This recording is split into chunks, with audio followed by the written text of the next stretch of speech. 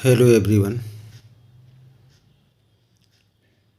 स्वागत है आप सभी का अंग्रेजी शिक्षण के इस सत्र में। आइए हम लोग एक बहुत इजी किंतु बहुत महत्वपूर्ण टॉपिक को पढ़ने जा रहे हैं। आर्टिकल। आर्टिकल मीन्स उपपद। ये वीडियो जूनियर की कक्षाओं के लिए तथा 11th 12th में जो सिंटैक्स हुआ करता है उसके अंतर्गत इम्पोर्टेंट है। कॉम्पिटिटिव एग्जाम्स में भी इसका इम्पोर्टेंस रहा करता है। Fill in the blanks with a an. आप जानते हो आर्टिकल दो प्रकार के होते हैं, डेफिनिट आर्टिकल और इनडेफिनिट आर्टिकल। डेफिनिट आर्टिकल जो निश्चित होते हैं, इनडेफिनिट आर्टिकल जो निश्चित नहीं होते।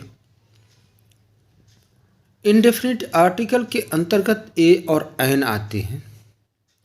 आज हम लोग इनडेफिनिट आर्टिकल अर्थात ए और एन की एक्सरसाइज को करेंगे। आप जानते हो शब्द किससे आरंभ है, लिखा है, फर्क नहीं पड़ता।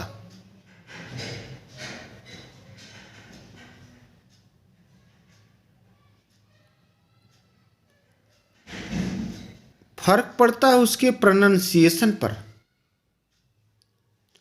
अगर उसका प्रोनंसिएशन वावेल जैसा है, यानी अ से लेकर अ छोटा बड़ा से लेकर अह तक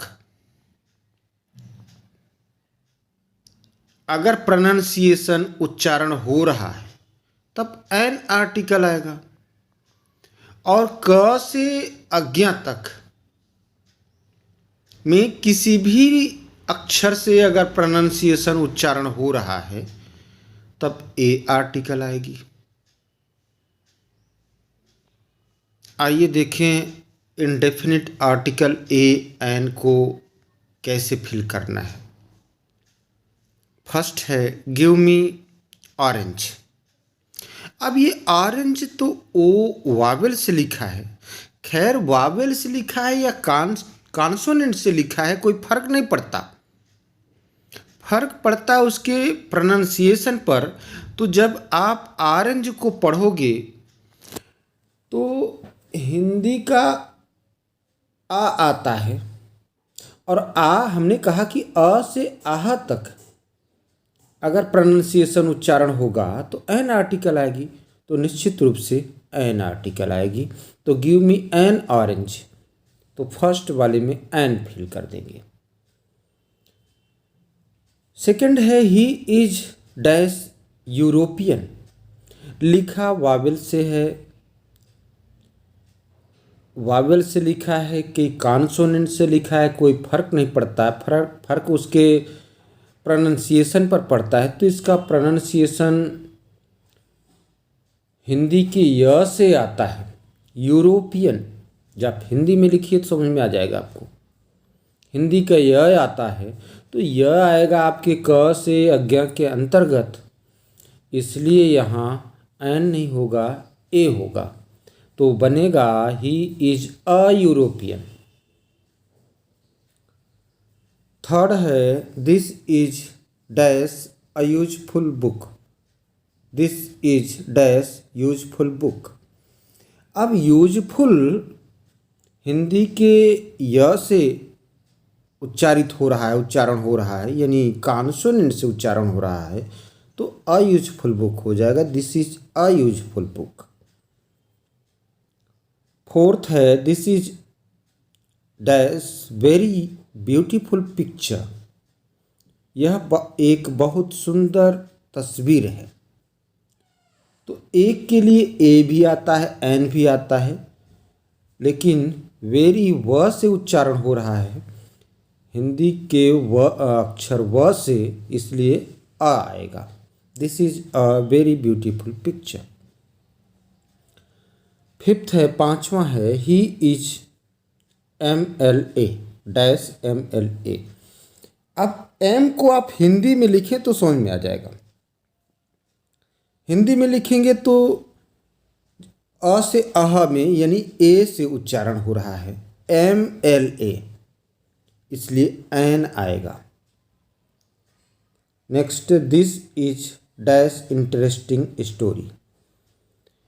इंटरेस्टिंग अ से अह में ही प्रोनाउंसिएशन होगा, यानी ई से प्रोनाउंसिएशन होगा, और ई आपका वावेल है तो एन इंटरेस्टिंग स्टोरी हो जाएगा। This is an interesting story. Seventh, she is dash SP। S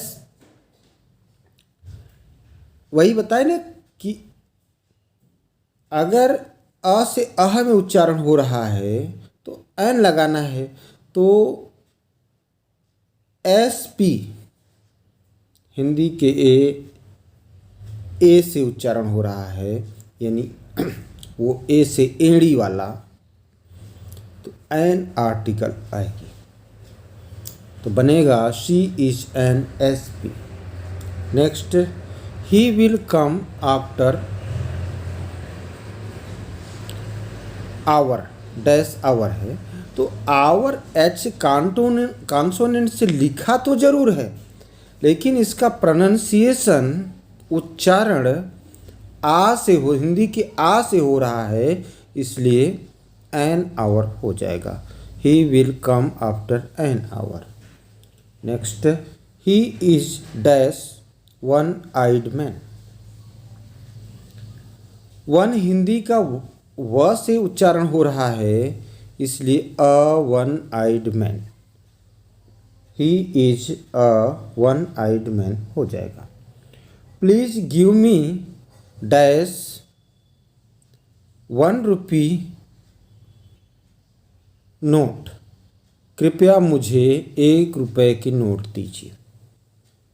अब हिंदी के व से उच्चारण हो रहा है, भले वावेल से लिखा है कोई फर्क नहीं पड़ता, आप जानते हो, तो हिंदी का व आ रहा है, इसलिए a 1 rupee note. Next, they are the member of dash union.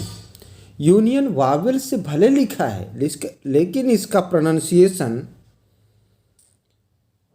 Hindi के य से हो रहा है, इसलिए अ यूनियन हो जाएगा। Next, he is dash ideal teacher.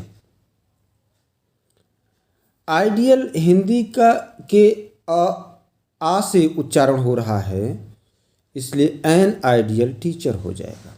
He is an ideal teacher. 13th में, she is dash NCC cadet. An को आप हिंदी में लिखेंगे एन,